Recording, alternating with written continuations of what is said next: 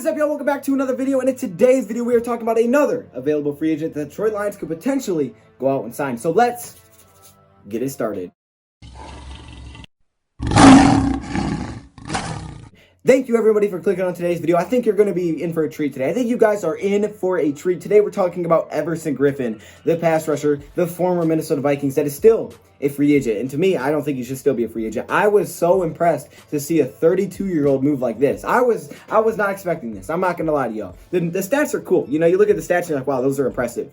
But then I was like, okay, I'm going to watch him. You know, he may have a couple of things here and there, but I'm not going to be that impressed. I was so impressed. And I'm like, why is this guy still available, okay? I am really impressed. Now, I haven't watched Jadeveon Clowney yet, but Jadeveon Clowney has the work cut out for him if we do a video on Clowney, because this dude is really good. And I am so surprised that he is still a free agent. Yes, he's 32 years old, but even last year, this guy is just doing his thing. You want to hear a wild stat? Everson Griffen has not had a season with less than 8 sacks. Less than 8 sacks, okay? Trey Flowers did not do that last year since 2013, except for last season. The reason he didn't get last season is because he missed 6 games. Trey Flowers didn't even have 8 sacks last season. Now, I know he's on a better defense and he's got, a lot of pressure taken off of him with Minnesota. And I'm not saying he would get 8 sacks if he was a Lion, because he maybe wouldn't. I'm not sure. But I will say that's still an impressive stat. I mean, you can't take anything away from him. At 32 years old, what he did last year was like, wow, that player is really, really good, and he's still a very good player. Now, there's always that concern when you're that age that, hey, he could just kind of fall off a cliff whenever. We don't really know, but he could all of a sudden, not become relevant really soon, and we're just not sure when that is, and that could be when we sign him. So how big of a deal do you really want to give a guy like this? And I'm assuming if he wants to deal, it's probably going to be a little bit more than what they're asking for a guy like Jabal Sheard, who we talked about last video. I'm not going to bring up other players that we may talk about soon because I haven't watched them enough to make a legitimate case and be honest about it. So we'll get to those guys like Vinny Curry, potentially Clowney. We'll get to those guys, but man, Everson Griffen is really good. And I watched Jabal Sheard and I liked him. There was things to like, and I think he would fit in our defense. But Everson Griffen, man, this dude is a monster. He's really good. I'm like, wow. But you know what the main problem was? I'm sure you guys can guess it. How in the world does Everson Griffen, a 6'4", 270+ pound defensive lineman for a 4-3 scheme, fit in what the Lions do defensively? How does he fit in Matt Patricia's scheme? I'm like, I just don't get it. I don't know. That's the biggest problem. And if he can't fit in our scheme, because we know we don't run a base 4-3, if he can't fit in that defense, then how in the world is he going to help us? And why would we go sign a guy that can't fit in our defense? So that was the main problem I was trying to figure out. Now, if you've watched the Lions, you'll see that at times they put 4 guys on the D-line. At times they'll put 3. Other times they'll put 2.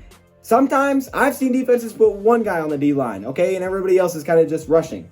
It's really weird. Lions do a lot of different defensive sets, but they're not just a 4-3 team. And it looks like the Minnesota Vikings could be moving to a 3-4 next season, when Mike Zimmer with Everson Griffen has been a 4-3 defensive guy the entire time he's been there. They even ran a 4-3 at USC, I'm pretty sure, from what I could tell, when Everson Griffen was there. So yeah, he's been in a 4-3 defense. All of a sudden, to ask him to go to a 3-4, not even a 3-4, just what the Lions do defensively, could be tough. So I'm really trying to figure out, okay, how can this guy fit in our defense?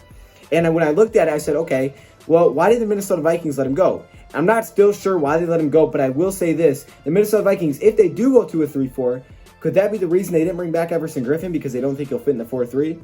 Possibly. Now, I will say this. Even though they run a 4-3 defense, keep in mind, I have seen a few plays, not a lot, a few plays, where the Vikings defense wasn't a 3-4. I'm just saying. I mean, it's out there. They've done it before. So he's been in that defense before. He played still at the, defensive end position. He still played as one of the 3 down linemen. But he's done it before. So don't say it's impossible, okay? He's also played standing up instead of being with his hand in the dirt too. He's done a couple of things. Not constantly, but he's done it a few times. But that's the main problem. How does he fit in our defense? So I went back and looked, and I was trying to figure out, okay, what did the Lions said about their defense? Because I've watched it. But what would they say, right? Is there anywhere they said, okay, yeah, the Everson Griffen could fit here? I knew they wouldn't have said that anywhere, right? They wouldn't have given any of that away. But I wanted to figure out, okay, is there another 4-3 guy maybe they talked about that potentially could fit in our defense? What do they say about guys like that? And here's exactly what I found. Darrell Bevell, who's coming to the Detroit Lions, said this when he was hired. He said, whatever players on the roster, I do what best fits them. So that's what Darrell Bevell had to say when he was hired for Detroit Lions, okay? Now, this is before he went over there and got to work, but that's what he said. He would do whatever best fits the player, okay? So whatever was in the best interest of the player. So using them to their best abilities. So there you go. Okay, that's a little bit of a something. And then I went to go look back even further, and I saw what Matt Patricia had to say about our defense and what defensive scheme that he runs. Because some people will say, well, no, it's 3-4. Some people will say, well, it's a 4-3. And why I lean to the side that, yeah, it's a 3-4, he also said this. It's obsolete to call it a 3-4 or a 4-3, when over 70% of the time we run a nickel formation like most of the league. He said, we run multiple defensive schemes. The Lions will find a place for you on the team. That's what came out of the mouth of Bob Quinn and Matt Patricia when they were asked about their defensive scheme. So what I gather from that is, yes, he was a 4-3 guy, but if he's a good player, he's got the talent, the Lions will find a way to put him on their scheme, like I said before. Okay, so now we know that he could potentially fit. So assuming that means he could fit on this defense, now I had to go watch him. And boy, oh boy, was I impressed. Now, this isn't like the most consistent pass rusher I've ever seen, but he's pretty darn good. And it's really hard to look at pass rushers and say, well, he's inconsistent, because there's really no pass rusher that's constantly getting to the quarterback. I mean, it just doesn't happen. It's not something that you constantly see, especially a guy that's usually on the D-line, because, you know, he's not blitzing. He's not that extra guy that an offense can't pick up or a running back has to pick up. He's on the D-line going against some of the best tackles, sometimes interior offensive linemen, which he can do both. Okay, keep that in mind. He can go against centers and guards. Sometimes he'll play that position. Usually, though, he's on the, you know, the defensive end, the right end position, going against some of the left tackles. This guy goes against guys like David Bakhtiari, some of the best tackles in the league, and he's consistently coming. So they know he's coming. So it's not a guy that they're like, oh, snap, oh, he's coming, I'm surprised, we forgot to block him. No, they're always going to be blocking him. So usually it's actually two people on him. Sometimes they'll leave a tight end to help. Sometimes they'll leave a running back to help. It's usually not just one-on-one.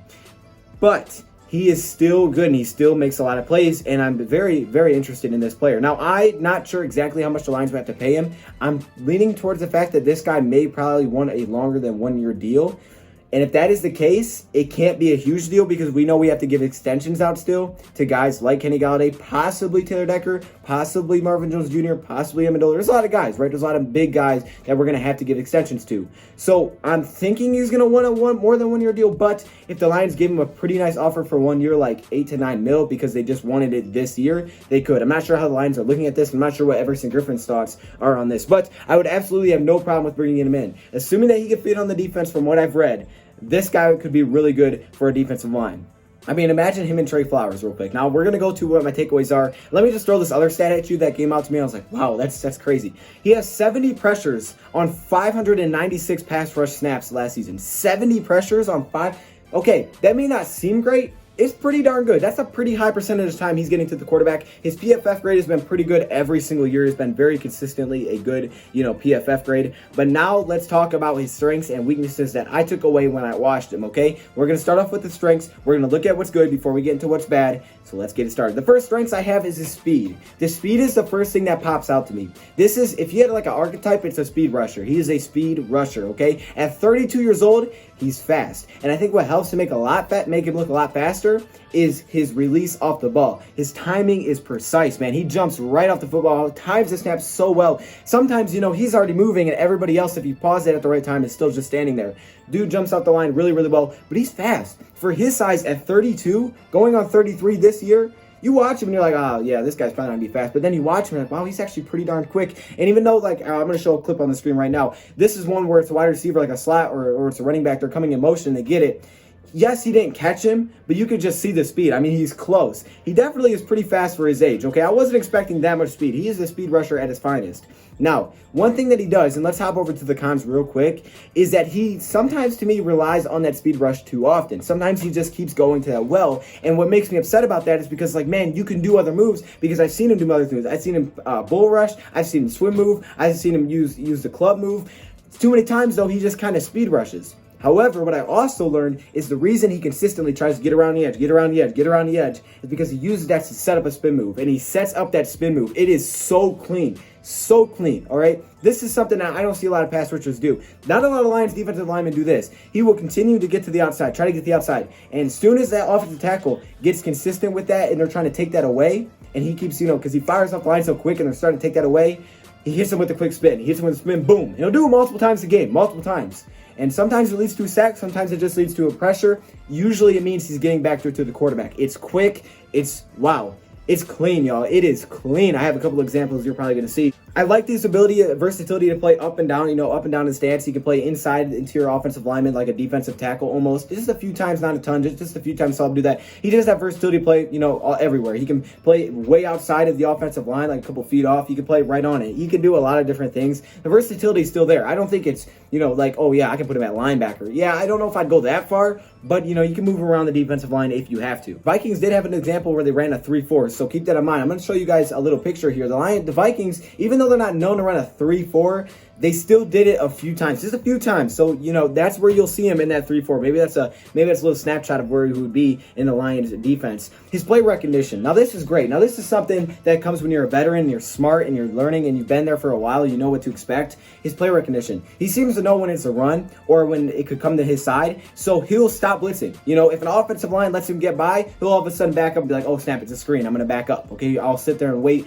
for the quarterback. And he did that a few times on screens. Other times when it's a run, he'll get to the edge and he'll stop. And instead of coming towards the quarterback, he'll wait. He'll wait there to just wait and see if there's someone coming. Sometimes they are, sometimes they aren't, but he's really smart with that because his job is to set the edge and make sure that no one gets to the outside. When that is his opportunity and his job. And we watched that when we looked at Matt Patricia. We watched that Matt Patricia video on Why I Believe in Patricia. If you guys watched that video, we saw a couple times where the pass rusher, the defensive end wouldn't get out there, right? They wouldn't get out there and set the edge. What I saw with Everson Griffen is that he would play it smart, more conservative. Instead of risking it and going for the quarterback, he would wait. He's like, okay, I don't need to get pressure here. I'm going to wait, make sure it doesn't come my way because I'm going to be able to take that away and force him back inside to the rest of the defense. That was pretty cool. He plays through the whistle. I love guys to do that. Okay, the guys that are still chasing the ball, even when it doesn't look like they have any chance to catch him, that is really cool. I love seeing that. I just love seeing that, especially at his age, man. This guy's proven he doesn't need to be doing that, but he still does it, and I love it. He may really be the most productive pass rusher that's still available in free agency. He might be the most productive, and if you look at stats, you can see that. If you look at pressure rates, you can see it. If you watch him, you can see it. Now let's hop over to some of his weaknesses I took away. There's not a ton, but there are a couple weaknesses. The first one, I told you, he relies on his speed too often. Sometimes he uses that a lot, but again, he tries to set up his, he tries to set up that spin move with it, and it is successful at times. All you need is a couple of sacks to be game changers. Getting 3+ sacks a game is not always realistic, but you get a couple, it can change a game. His age is a big concern. What money he's asking for is a concern, right? Because if he wants, maybe too much money that you maybe get harder to extend guys later, you may not want to put it into a guy that's going to be 34. Instead, you might want to keep some of that and put it into some of your younger guys to bring them back that are on their rookie deals. His age obviously a concern because you never know what could happen. He had a deal, with an injury last season, missing some games. So not last season, 2018. So there's always some concerns with his age, and there usually will be when you look at free agents. But I'm going to be honest with y'all. If there's one player I've watched, there's one free agent I've seen so far that I would say, hey, he's gonna have the biggest impact. It's this guy. If we bring in Everson Griffen, I think he has the biggest impact on the team because I saw him mix in and out. He doesn't need to be on the field all the time, but he can.